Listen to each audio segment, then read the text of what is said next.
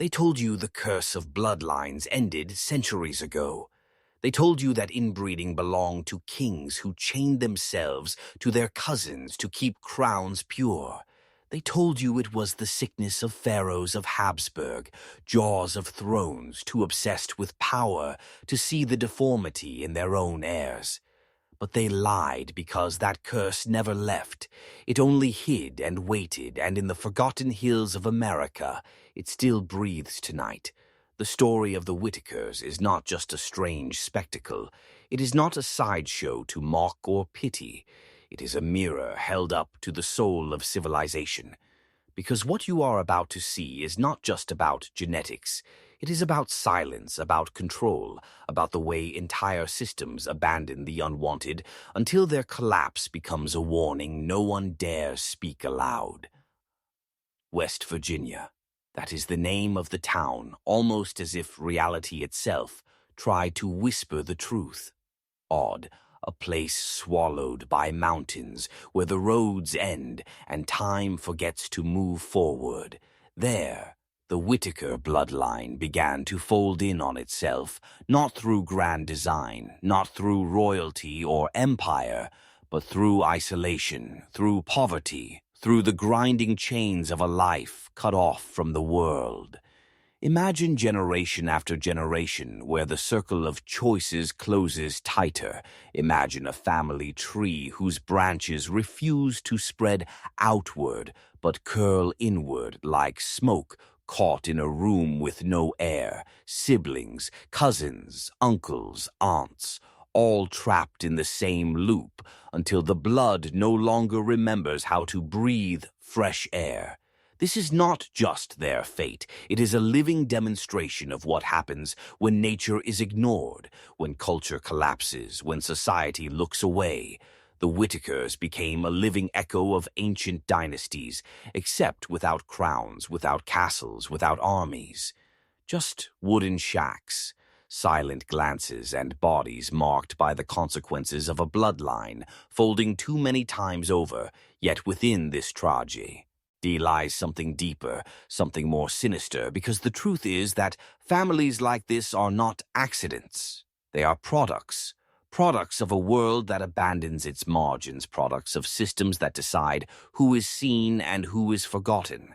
And now, for the first time, their silence is broken, their hidden curse dragged into light, not as a spectacle, not as gossip, but as a forbidden truth you were never supposed to witness. Step inside their home, and the first thing that hits you is not sound, but silence, a silence so thick it presses against your skin like humidity in a dead summer night, a silence that feels alive, watching you, judging you.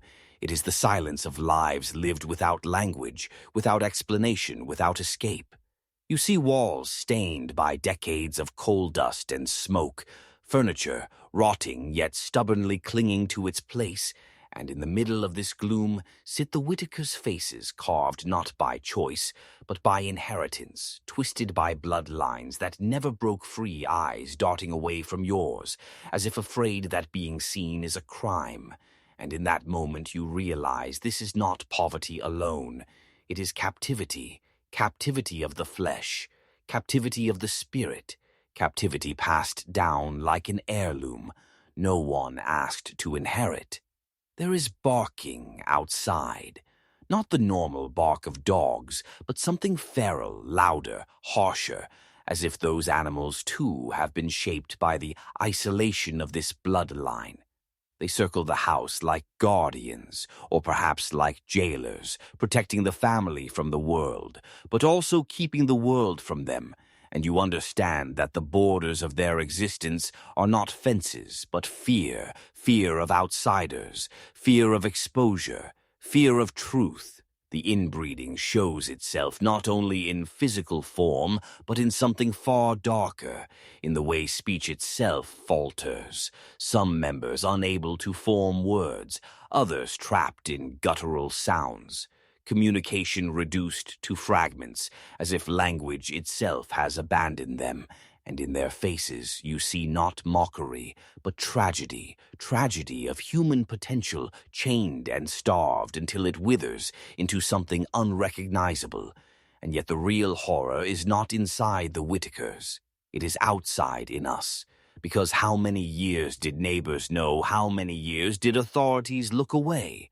How many years did the world let them rot in silence until a stranger with a camera walked into their wise, odd, and turned their hidden curse into a spectacle? The truth is, this family became a museum piece not by their choice, but because society found their suffering entertaining, and that revelation should make your skin crawl. The Whitakers are not monsters. They are symptoms. Symptoms of a system that forgot them. Symptoms of a land that buries its poor in mountains. Symptoms of a curse older than their name. The curse of humanity, choosing ignorance over responsibility. And now that you have stepped into their world, you can never step out unchanged. Life in odd West Virginia is not measured in years, but in loops. The same cycle played again and again, like a cursed record that can never move to the next song. Morning becomes night, night becomes morning, and nothing ever truly changes. This is the cage the Whitakers were born into, not of steel, but of repetition. Imagine a child born into this silence, their world no larger than a crumbling shack, and the dirt road outside their door. Imagine their first steps, not toward a future, but toward a circle already drawn for them. Every decision already predetermined by limits, too cruel to see if the family is all. You know, if the bloodline is all you have, then choice itself becomes an illusion. The loop is not only in the blood, it is in the land. The mountains themselves rise like prison walls, jagged ridges that trap the town inside, cutting it off from progress, cutting it off from possibility. The geography itself conspires with history to hold people here generation after generation in a kind of living tomb. Appalachia is filled with these forgotten hollers where families vanish into isolation until only whispers remain, and the Whitakers are just one echo of this larger silence. To outsiders, the symptoms are shocking: the slurred speech, the vacant stares, the animal-like behaviors. But these are not monsters. These are mirrors. Reflections of what happens when the human spirit is denied oxygen for too long. Imagine a fire sealed inside a jar. The flame still flickers, but it cannot grow. It only burns itself out in suffocating silence. That is what their lives became. And yet the world does not stop to ask how the loop was built. It only gawks at the result. The YouTube videos, the tabloid headlines, the viral fascination with deformity. This is not curiosity. This is consumption. The family has become entertainment, a freak show replayed for clicks and comments. But do you understand what that means? It means that the loop has expanded, it has escaped the mountains, and now it feeds on us too, because every time we watch without empathy, every time we mock without thought, we become part of the same cycle, the cycle of exploitation. This is why the Whitakers are more than a family. They are a lesson. Their existence forces you to confront a truth you want to avoid, that the loop is not unique to them. It is everywhere. It is in your town, in your history, in your life. And the question is not whether you can see it. The question is whether you can break it before it breaks you. The Whitakers live without bars yet. They are prisoners. You must understand that true captivity does not always require chains. True captivity is when your mind learns to accept a prison so deeply that you no longer recognize the walls around you, and that is the curse of the Whitakers. Think of it this way: the body may be trapped in a valley, but the soul is trapped in silence. Isolation does not only shrink the bloodline, it shrinks imagination. When your world ends at the tree line, when your family is the only mirror you ever see, then the mind folds inward, just like the blood folds inward until it no longer believes escape is possible. But the cruelest part is this captivity was not chosen. It was engineered not by the Whitakers themselves, but by systems larger than them, systems that feed on neglect. Generations of poverty sealed their fate. Industries came to Appalachia, stripped. The coal stripped the land, stripped the jobs, and left behind nothing but ghosts. Families like the Whitakers were abandoned, left to rot in isolation while the world pretended not to see. This is not simply a personal tragedy. It is the result of deliberate abandonment. The chains are also psychological outsiders. Fuel the prison by turning their suffering into a sideshow. Cameras arrive not to help, but to document every stare, every slur, every bark recorded and replayed for an audience hungry for something freakish. And in that moment, the Whitakers are chained not just by blood, but by spectacle, a living exhibit in humanity's cruelty. And there is a darker truth here, one you may not want to hear. The Whitakers are not alone.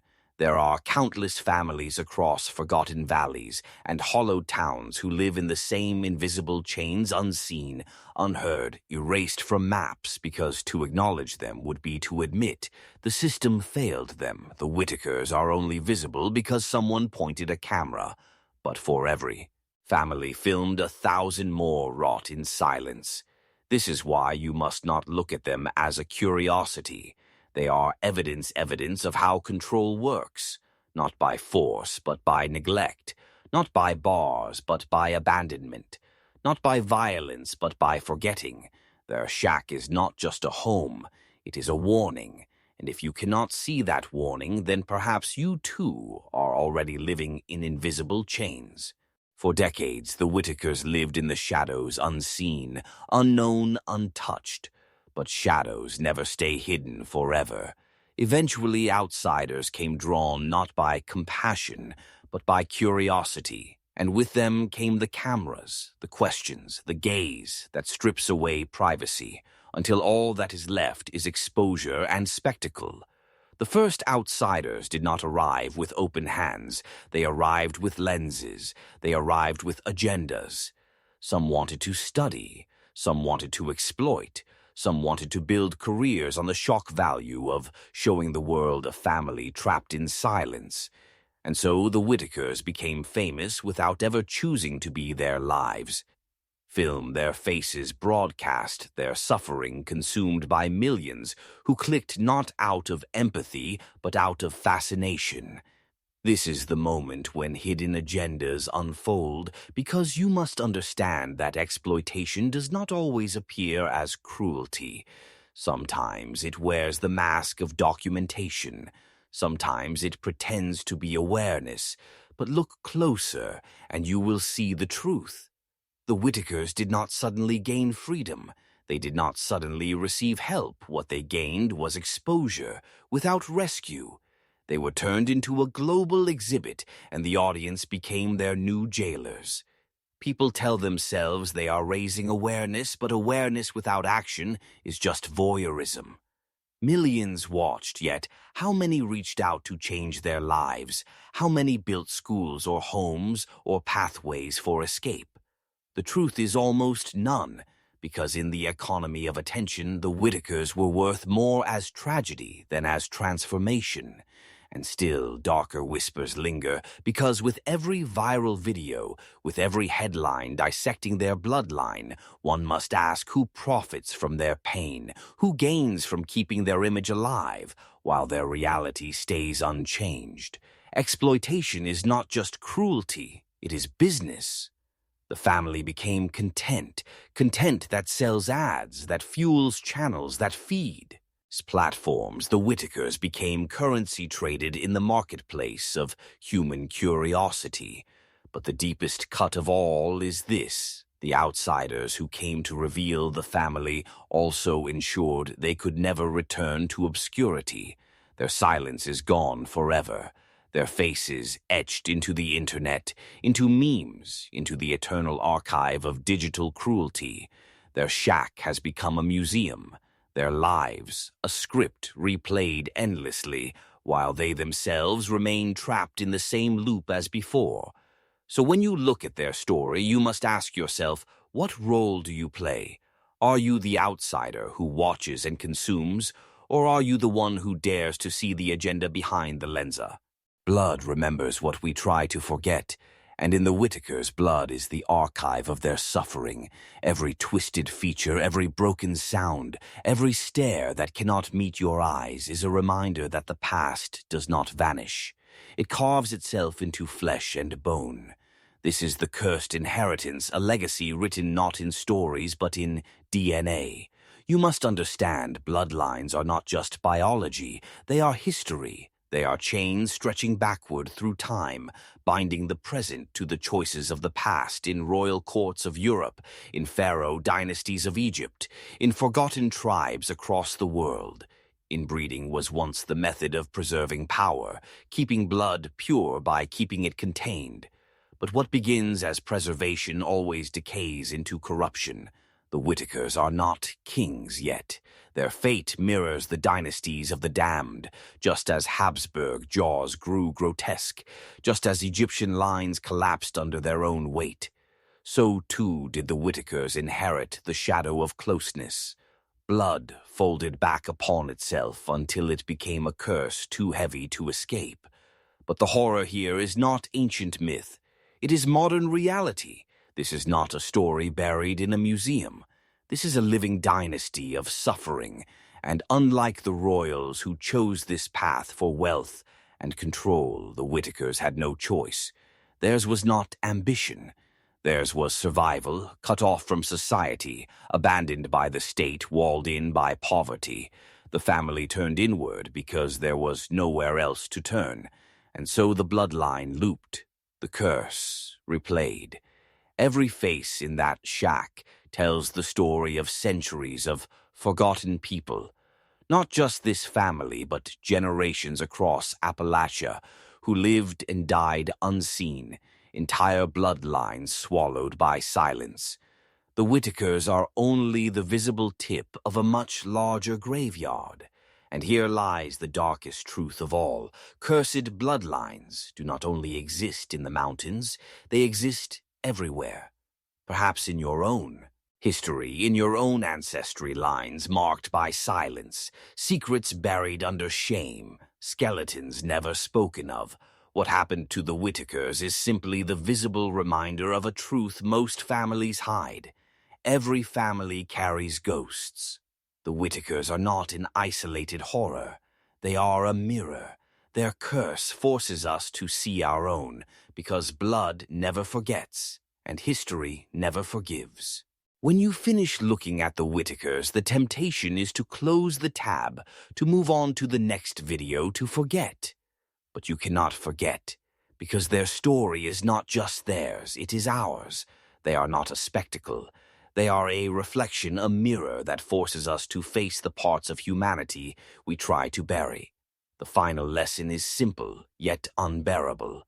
What you see in their shack is the raw truth of neglect, abandonment, and the cruelty of curiosity without compassion.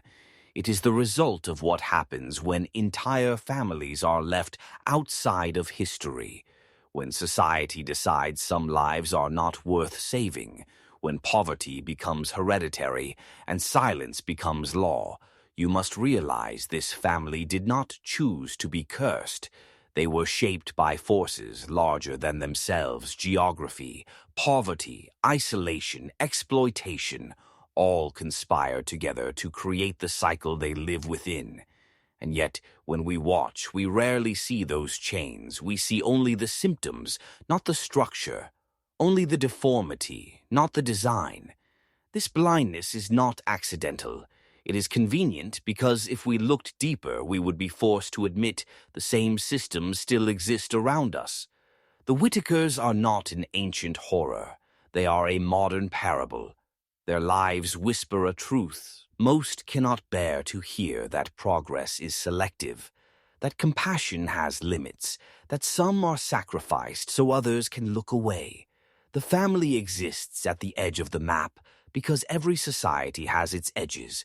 Every society has its exiles, those it erases, so the rest may believe in the illusion of wholeness.